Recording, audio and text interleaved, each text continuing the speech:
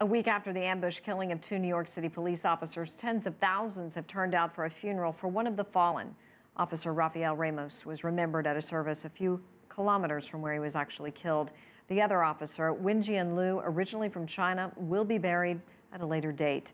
CCTV's Nathan King reports both officers were posthumously promoted, and Ramos was also made an honorary chaplain.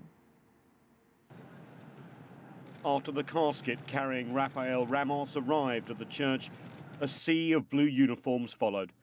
Thousands of police officers from New York and across the US turned out to honor one of their own, shot dead last week while on duty.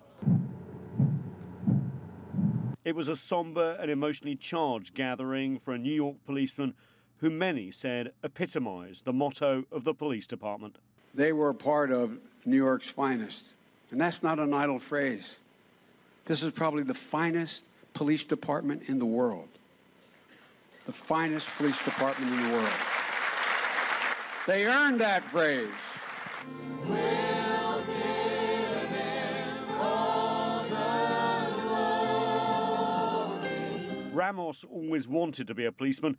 He had served only about 3 years on the force when he and his partner were shot in the front seat of their patrol car. The 40-year-old Ramos leaves behind a wife and 2 sons. New York's mayor paid tribute. Our hearts are aching today. We feel it physically. We feel it deeply.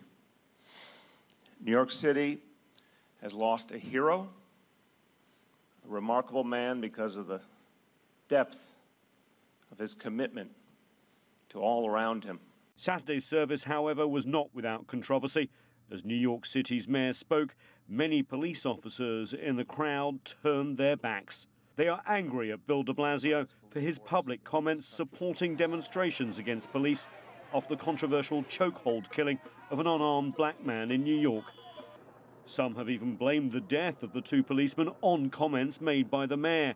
The officers were shot by a gunman whose social media posts suggest he was inspired by protests against police brutality. In the wake of the shootings, New York City's mayor called for a halt to demonstrations until after the funerals, but protesters ignored the plea.